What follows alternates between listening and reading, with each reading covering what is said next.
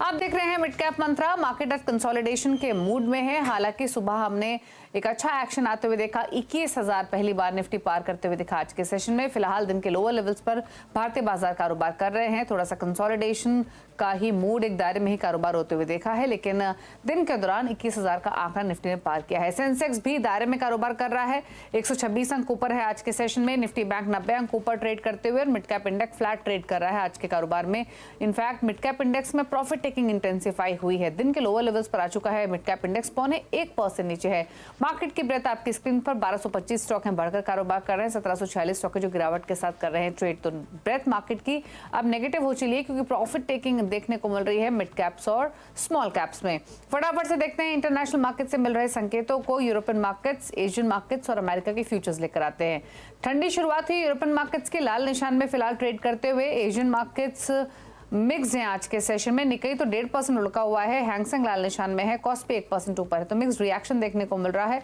Japan ने अपने जो थर्ड क्वार्टर की जीपी उसको डाउनवर्ड रिवाइज किया है। इंडिया में जो पॉलिसी मीटिंग थी उसका आउटकम हमारे सामने है। तो सेंट्रल बैंकर्स की जो मीटिंग हो रही है, आउटकम्स आ रहे हैं, उसका इंपैक्ट तमाम ग्लोबल मार्केट्स पर हम देख रहे हैं। अमेरिका के futures, Dow Jones futures flat trade कर रहा है। नैस्डैक का फ्यूचर 35 अंक नीचे है आज के सेशन में। हुआ क्या है अब तक मार्केट में, फटाफट से बाजार की बड़ी बातें आपके लेकर आते हैं और उसके बाद फोकस करेंगे स्ट्रैटेजीज पर। तो आरबीआई मॉनेटरी पॉलिसी का दिन, पॉलिसी ऑन एक्सपेक्टेड लाइंस रही, लेकिन पॉलिसी के बाद एक दायरे में कारोबार, कंसोलिडेशन और साथ ही साथ एक कंसोलिडेशन मार्केट में दिख रहा है। एक रेंज में ट्रेडिंग होते हुए दिखाई दे रही है। निफ्टी ने 21,000 का आंकड़ा जो है, हालांकि आज दिन के दौरान पहली बार पार किया। 6 सेशन लगे निफ्टी को 20,000 से 21,000 के लेवल्स तक पहुंचने में। फिलहाल 20,900 के लेवल्स देखने को मिल रहे हैं। बैंक निफ्टी 100 अंक ऊपर है। मिड कैप इंडेक्स में अब गिरावट हावी होती हुई दिख रही है। 1% नीचे आ चुका है इंडेक्स डेज लो पर ट्रेड करते हुए। Health care, power, auto, sugar stocks में कमजोरी है आज के सेशन में। शुगर पॉकेट तो न्यूज में बनी हुई है ही। वहीं आईटी, रियल्टी और चुनिंदा एनबीएफसीज यहां पर थोड़ी बाइंग आज के कारोबार में देखने को मिल रही है। निफ्टी आईटी इंडेक्स अब 1% ऊपर कारोबार करते हुए दिखाई दे रहा है। ट्रेडिंग के मौके कहां, इस पर करते हैं फोकस। निर्बंग सिक्योरिटीज के नीरव छेदा हमारे साथ मौजूद है। Nirav, good afternoon. बताइए पहले तो निफ्टी बैंक निफ्टी पर राय रिमेनिंग सेशन के लिए। गुड आफ्टरनून दीपाली जी। देखिए, बहुत बढ़िया एक अपमूव आया है। जैसे कि आपने कहा 6 सेशन में निफ्टी 20,000 से 21,000 तक गया। तो थोड़ा कंसोलिडेशन स्वाभाविक है, थोड़ा प्रॉफिट बुकिंग स्वाभाविक है। तो यहाँ से इनफैक्ट डरना नहीं चाहिए। प्रॉबेबली 1 से 2 दिन तक कंसोलिडेशन जारी रहेगा।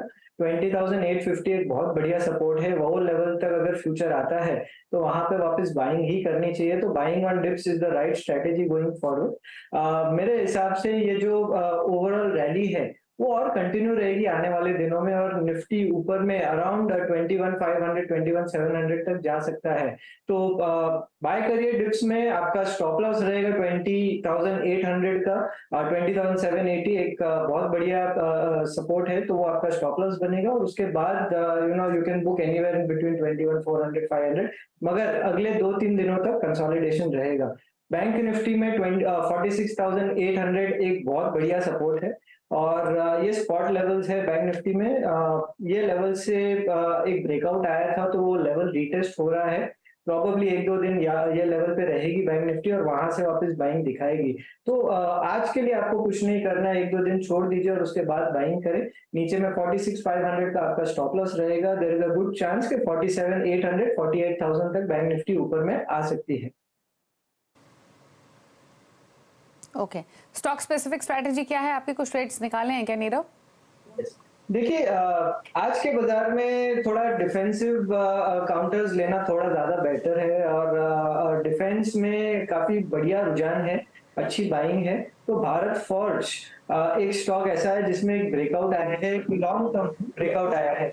एंड आई बिलीव यहाँ से अच्छी बाइंग आ सकती है। यहाँ से एटलीस्ट 1210 1220 तक भारत फॉर्ज ऊपर में जा सकता है। तो करंट लेवल से आप बाइंग करें। 1150 का आप स्टॉप लॉस लगा सकते हैं। दूसरा जो मेरा स्टॉक है वो है नोसिल पे। बहुत समय बाद 250 का लेवल तोड़ा है ये स्टॉक ने, और अच्छे वॉल्यूम के साथ में तोड़ा, और एक कंसोलिडेशन ब्रेकआउट आया है। तो यहाँ से आप नोसिल खरीद सकते हैं। नीचे में अराउंड 245 का स्टॉप लॉस लगा है। ऊपर में अराउंड 275 तक ये स्टॉक आ सकता है। ओके, चलिए, तो ये रही ट्रेडिंग स्ट्रैटेजीज आपके लिए, जहां पर भारत फोर्ज और नोसिल 2 ट्रेड्स आपको रेकमेंड किए गए हैं खरीदारी के। पर्सपेक्टिव से, तो इन पर आप रख सकते हैं नज़र। चलिए अब बात करते हैं मिड कैप स्टॉक्स की। पॉकेट्स लेकर आते हैं आज मिड कैप कैटेगरी से, जहां पर हमने आज के कारोबार में तेजी या फिर मंदी देखने को मिल रही है। शुरुआत कर लेते हैं उन पॉकेट्स के साथ जो मजबूत हैं। एनबीएफसी सेलेक्टिव लेकिन खरीदारी है, पीएफसी आरईसी तो तेज है ही, उज्जीवन 4% ऊपर है, एलआईसी हाउसिंग फाइनेंस में 2.5% की तेजी देखने को मिल रही है। आईटी स्टॉक्स में 63 मूव्स 5% का सर्किट, एल&टी माइंट्री 2% ऊपर, हैप्पीएस्ट माइंड 1% ऊपर, कोफोर्ज में 1% की मजबूती आज के कारोबार में है। रियल्टी में इंडियाबुल्स रियल एस्टेट 6% ऊपर, 4% ऊपर प्रेस्टीज, शोभा 2% ऊपर है, लोधा डेवलपर्स भी यानी मैक्रोटेक डेवलपर्स 2% ऊपर है। शुगर स्टॉक्स में गिरावट आज भी हावी, बजाय हिंदुस्तान 6.5% लुढ़का हुआ है। श्री रेणुका शुगर्स में 6.5% की कमजोरी, उगर शुगर 5% नीचे और धामपुर शुगर भी 5% की गिरावट के साथ ट्रेड कर रहा है। हेल्थ केयर में प्रेशर, डॉक्टर लाल पैथलैब्स 2.5% नीचे, ग्लेनमार्क फार्मा थोड़ा रिकवर हुआ है लोअर लेवल से, 2.5% नीचे ट्रेड कर रहा था। पेनिशिया बायो 4% नीचे और अल्केम लैबोरेटरीज में 2.5% गिरावट। अदानी ग्रुप के स्टॉक्स 3 दिन चलने के बाद आज प्रॉफिट टेकिंग देखने को मिल रही है। 5.5% नीचे अदानी ग्रीन, अदानी पार 5.5 4.5% नीचे है। अदानी एनर्जी सॉल्यूशंस में भी 5.5% की गिरावट, 4% नीचे अदानी विल्मर।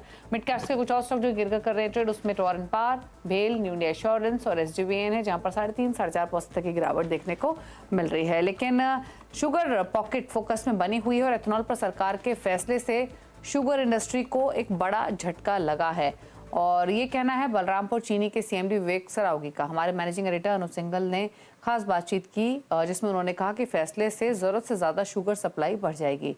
क्या कहा उन्होंने, सुनिए।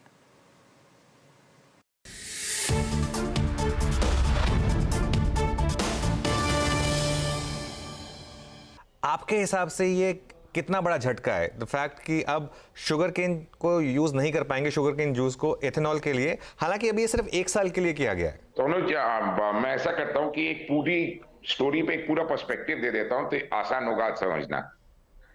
तो ये किसी को अंदाजा नहीं था, पहली बात। It's a shock, it's a bolt from the blue, I would say it's a knee jerk reaction. अब ये जो हुआ है, this is a knee jerk reaction. ये अचानक सडनली आके एक ब्रेक लगा दिया, गाड़ी जो चल रही थी, तो ब्रेक लगाने से गाड़ी रुकी नहीं, हल्का सा झटका भी लगा, पैसेंजर्स इंजर्ड भी हुए, if I can give a nice example. So this is a shock from the bolt from the blue, we get to understand it. तो गवर्नमेंट क्या चाहती है मैं आपको बताता हूँ। चलिए अनुज आप पूछिए। नहीं, बिल्कुल, मैं उसी पे आ रहा था। आपने बोला कि it's bolt from the blue और इट्स अ शॉक, लेकिन गवर्नमेंट की प्रायोरिटी बहुत क्लियर रही है कि एथेनॉल ब्लेंडिंग हमको पहुंचानी है एक पर्टिकुलर लेवल पर, और जैसा आपने कहा कि ग्रीन एमिशन और ग्रीन फ्यूल पर जाना है, तो एक लॉन्ग टर्म पॉलिसी तो क्लियर है। एक व्यू ये बन रहा है कि ये शायद सिर्फ एक, क्योंकि अब एक बहुत बड़ा जनरल इलेक्शन सर पर खड़ा है और शुगर जैसी कमोडिटी को लेकर रिस्क नहीं ले सकती सरकार, इसके लिए किया गया है। विवेक जी, तो क्या आपको ये लग रहा है कि ये सिर्फ एक शॉर्ट टर्म मूव है जिससे आपको शायद 6 महीने फर्क पड़ेगा, लेकिन उसके बाद वापस चीज पटरी पर आ जाएगी? 6 महीने गाड़ी आपको स्लो चलानी पड़ेगी, उसके बाद वापस हाईवे आ जाएगा? तो आपकी बात से मैं सहमत हूं। ये शायद गवर्नमेंट का प्रोग्राम डिसमेंटल नहीं होगा, ये मेरे को भी पूरा भरोसा है। शायद 6 महीना जनरली, आप जो कह रहे हैं सारी बातों से मैं वाकिफ हूं, मानता हूं।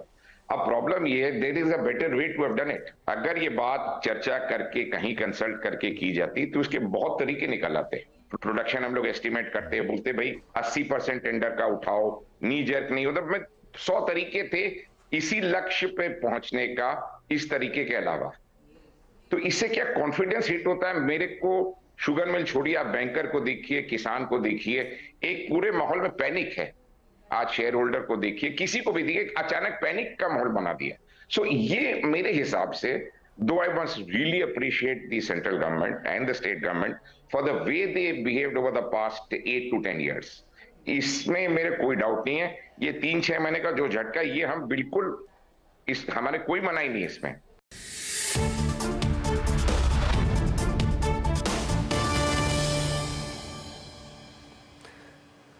तो विवेक सरावगी से पूरी बातचीत आप देख सकते हैं। आपसे थोड़ी ही देर बाद 1:27 पर एक्सक्लूसिव, और सुनिए क्या इम्पैक्ट कंपनी पर, इंडस्ट्री पर इस डिसीजन का लिया जाएगा।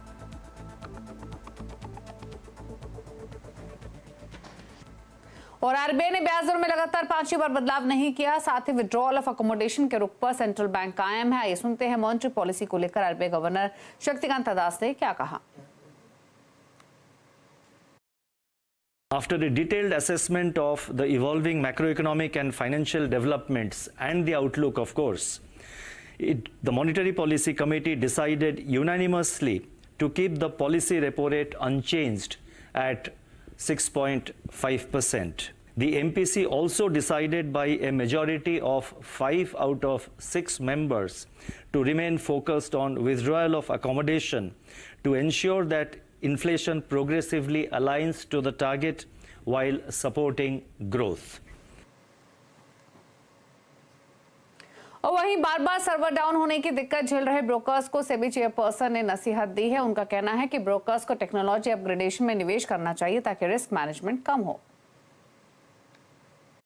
The large brokers, we call them qualified stock brokers. They are the ones who have a very large investor base. And they have very significantly additional responsibilities in line with what I talked about today, risk-based regulation. So these brokers actually have a lot more requirements in terms of their compliance with technology, resilience and cybersecurity as compared to the others. There is also a penalty mechanism which is already active. Many people are not aware of it, but the exchanges impose a penalty when there is a disruption of operations, and this is something which is already in place. Having said, and as you know, recently SEBI inaugurated the risk reduction platform, which means that if there is significant a longer period of outage of a particular broker, then the exchanges will facilitate direct access to the investors to be able to reduce their position. रुक रहे हैं इसी के साथ एक break के लिए। Break के उस पार कुछ और स्टॉक्स पर करेंगे बातचीत। जल्द वापस आते हैं। कैप मंत्रा और निफ्टी अभी 20,900 के आसपास कारोबार करते हुए, लेकिन दिन के दौरान 21,000 का आंकड़े को निफ्टी ने पार किया था और 6 सेशंस लगे निफ्टी को इस 20,000 से 21,000 के सफर को तय करने में। इस सफर की कुछ खास बातें बता रहे हैं सुमित मेहरोत्रा।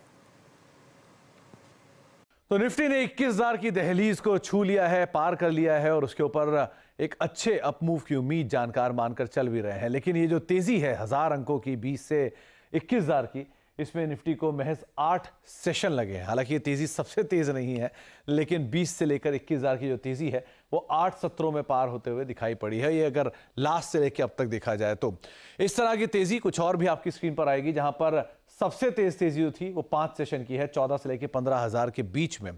इसके अलावा अब सेकंड जो बेस्ट है, पिछले 10,000 अंकों की तेजी को अगर आंका जाए तो उसके हिसाब से 8 सेशन में 20 से 21,000 का आंकड़ा निफ्टी पार करता हुआ दिखाई पड़ा है। इसी तरह कुछ और तेजियों में अगर बात की जाए तो 16,000 से 17,000 की जो तेजी थी वो 12 सत्रों में पार होते हुए दिखाई पड़ी थी। और साथ ही साथ कुछ और सेशंस की अगर बात की जाए तो 12 से लेकर 13,000 की जो तेजी थी वो रफली 14 सेशंस के अंदर पार होते हुए दिखाई पड़ी है। 2020 की एक बढ़िया तेजी जिसे कह सकते हैं। 9 से 10,000 का आंकड़ा पार हुआ था 16 सेशंस में, तो ये 10 जून 2020 को इस तरह की तेजी आते हुए दिखाई पड़ी। तो वैसे ही अपमूव मार्केट्स के अंदर बनते हुए दिखाई पड़े और 17 से लेकर 18,000 की जो तेजी थी वो 20 सेशंस के अंदर पार होते हुए दिखाई पड़ी, जो कि हमने 2023 के अंदर ही देखी है। तो इस तरह की कुछ बड़ी तेजियां जो कि रही हैं, लेकिन ये 8 सत्रों के अंदर जो एफआईज का बाइंग है वो रफली 17,114 करोड़ रुपए के आसपास रहा है और डीआईएस भी करीब 6,500 करोड़ रुपए के आसपास की बाइंग करके गए हैं। कुछ स्टॉक जो कि परफॉर्मर रहे हैं मोटा मोटा, तो उसमें अदानी इंटरप्राइजेस 24% की बढ़िया तेजी, Adani port 20% plus, NTPC BPCL करीब 10% की तेजी यहां आते हुए दिखाई पड़ी। आयशर मोटर, आईसीआईसी बैंक 9 से 10% का अपमूव यहां आया। लार्सन टूब्रो और एसबीआई 7 से लेकर 8% की तेजी यहां देखने को मिली और अल्ट्राटेक और एक्सिस बैंक जैसे नाम भी करीब 7% के आसपास की तेजी दिखा के गए हाल की ही तेजी में। अदानी पावर, मिड कैप में कुछ नाम, Adani power, ACC, PFC, Prestige estate 14 से लेकर 25% तक का एक अपमूव यहां पर भी आता हुआ दिखाई पड़ा है हाल के ही इस 1000 अंकों की तेजी के दौरान। और इसके अलावा कुछ और अगर शेयरों की बात की जाए तो उसमें Dixon Tech, HPCL, Max Health, ये भी करीब 12% के आसपास तक की तेजी इस हालिया 1000 अंकों की तेजी में देखने को मिली। तो एक फास्टेस्ट 1000 की तरफ निफ्टी जरूर रहा, लेकिन थोड़े से सेशन से चूकता हुआ दिखाई पड़ा, लेकिन एक अच्छी तेजी बाजार के अंदर बरकरार है। शुक्रिया सुमित ये डिटेल्स बताने के लिए। फटाफट से खिलाड़ी नंबर 1 का अपडेट लेकर आते हैं आपके सामने। 3:30 बजे विनर की अनाउंसमेंट होगी, लेकिन जो मुकाबला चल रहा है प्रशांत सावंत, रुचित जैन और आईडीबीआई कैपिटल के ब्रिजेश एल के बीच में चल रहा है। अपडेट दिखाते, प्रशांत सावंत ने बुक किया है कोल इंडिया से अपनी पोजीशन को 355 के लेवल्स पर। 365 के लक्ष्य थे। रुचित ने आईएक्स से पोजीशन बुक की है 153.3 के लेवल्स पर। एक ट्रेड ऐड कर रहे हैं रुचित, वो है रेलटेल का। खरीदारी की सलाह है 325 के लक्ष्य के लिए। स्टॉप लॉस मेंटेन करना होगा 283 पर। अब दिखाते हैं आपको रिटर्न की स्थिति तीनों ही खिलाड़ियों के बीच में। हालांकि इस पूरे हफ्ते प्रशांत ने बढ़त बनाए रखी, पहले पायदान पर रहे। उसी तरीके का रुझान फिलहाल दिखाई दे रहा है। 24% के रिटर्न्स प्रशांत के पोर्टफोलियो से 11.5% के रिटर्न रुचित का पोर्टफोलियो दे रहा है। ब्रिजेश का पोर्टफोलियो 7.5% के रिटर्न लैंड कर रहा है। ये रहा अपडेट। इसी के साथ एक ब्रेक, और ब्रेक के उस पार आप देखिए विवेक सरावगी के साथ पूरी बातचीत 1:27 पर न्यूयॉर्क कंपनी में।